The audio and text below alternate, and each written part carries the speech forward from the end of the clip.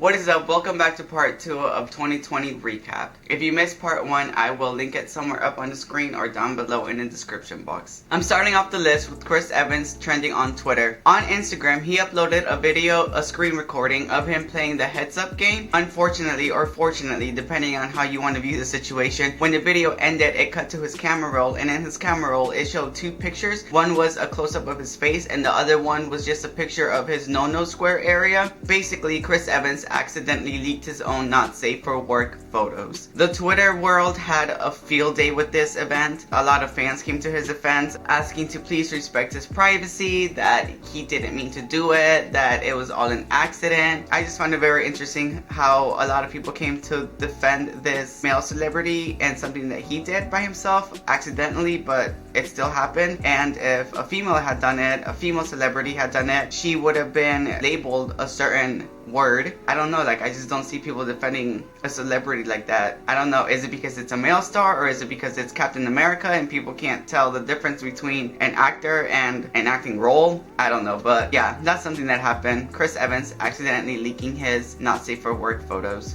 Something that sounds made up but actually did happen was the Trump campaign team booking the wrong venue to hold the conference. They meant to book the Four Seasons Hotel to hold the conference, but accidentally ended up booking the Four Seasons landscaping venue. If that already isn't funny enough, in this landscaping venue, there was actually an adult bookstore right next to it. I'm telling you, this sounds like it's made up, but it really did happen. Just how?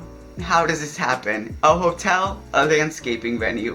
What? Moving on to the next story, with Bella Thorne making $1 million in less than 24 hours through the platform OnlyFans. OnlyFans is notoriously known as a place where you can share not safe for work photos. A lot of people will pay per photo or just pay a subscription to the account of a person. Now, the way that Bella Thorne made $1 million in 24 hours was by charging $200 pay-per-view for a photo that she promoted as being definitely not PG-13. However, a lot of people that did pay for that pay-per-view photo ended up realizing that this photo was actually very PG-13, and it was something that you could just find posted on Instagram. So a lot of people felt scammed out because she promised one thing and delivered another thing. That's the general story. As a result of this scam, also, this is allegedly, OnlyFans said that this had nothing to do with the whole Bella Thorne situation. But after this happened, soon OnlyFans started implementing new restrictions and new guidelines in their platform. One of them being that you could not charge more than $50 for a pay-per-view photo. Also, you could not tip a person more than $100. Now, this might not seem like a big deal, but there are a lot of people that use OnlyFans as a way of earning their living. And then comes along a celebrity who already has money and basically used this moment as a social experiment type of thing. If there weren't any rules,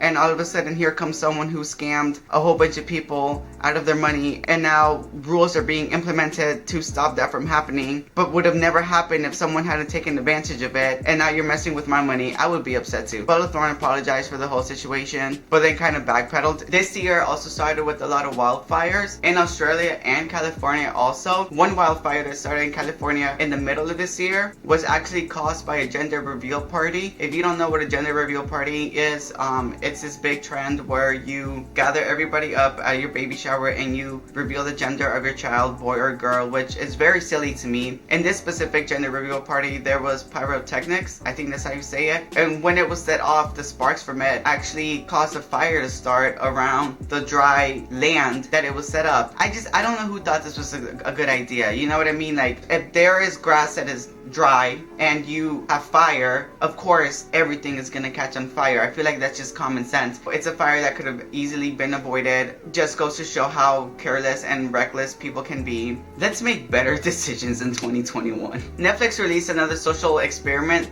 sort of show, and this one was called Too Hot to Handle. Basically, you put a lot of very attractive people in a house, and the only rule is that they cannot interact with each other on a physical level, which means no kissing, nothing more than just hugging, basically. It was very interesting to watch and see how these people just lacked self-control when it came to not doing the deed, notoriously Francesca and Harry. If you did do something physical with another person in the house, what would happen is that there was this big pool of money, and money would be taken away from that as a punishment. And Francesca and Harry, man, they could just not keep their hands off of each other, and they ended up causing the group to lose money time and time again, and they just did not care. When the show ended, they were still a couple, so I guess it was worth it. But then they broke up and aren't no longer together anymore. So this year, a streaming platform called, I don't know how to say it.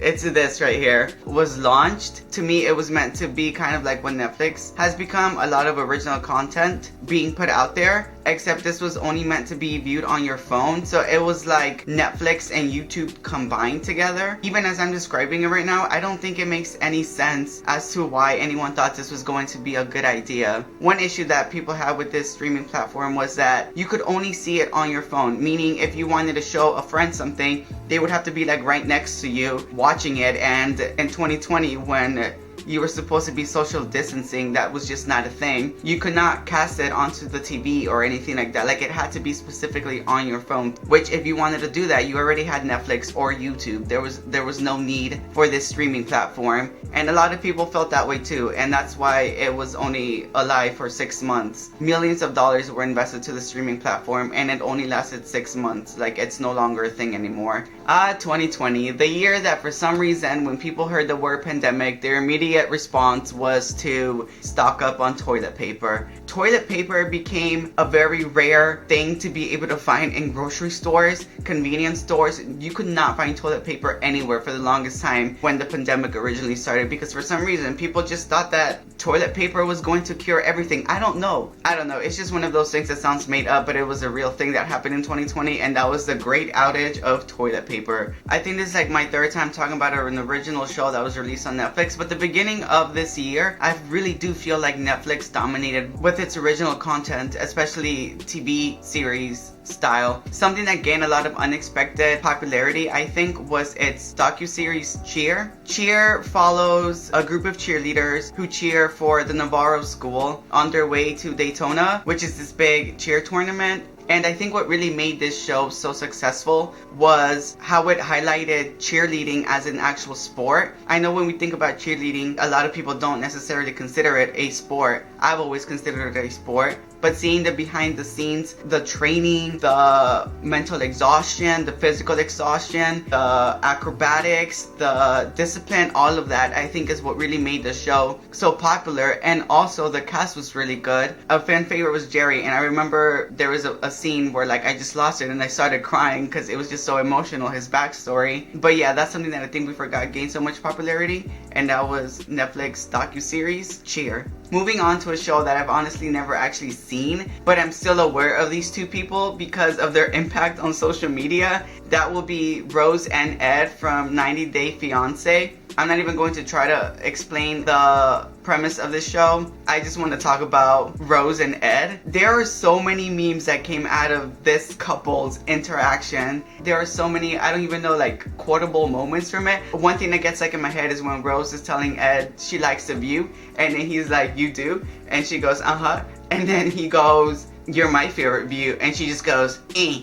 Like, this girl, man. If you're ever having a tough day, rough day, just go online on YouTube, start looking up probably like Rose and Ed compilation videos, like most funny ones, and I'm telling you, like, you'll get a laugh out of it for sure. The last thing on my list is the release of Cardi B's WAP music video and song in general. This song, between the TikTok challenge and the visuals from the music videos and the controversy of one of the Kardashians being in the music videos, like it gained so much attention. I know that when Biden won the race, there are so many videos of people singing WAP on the streets to celebrate. Like, it became like an anthem. If you look back at a song in 2020, WAP, I feel like, just comes to the top of your head. You know what I mean? I'm really sad that I still did not post anything on Instagram for Thanksgiving with the caption "Gobble me, swallow me," because that's genius. Well, there you have it. That's the end of 2020 recap part 2. If you still haven't seen part 1, I'm going to link it somewhere up on the screen or the description box. Thanks for watching and Happy New Year.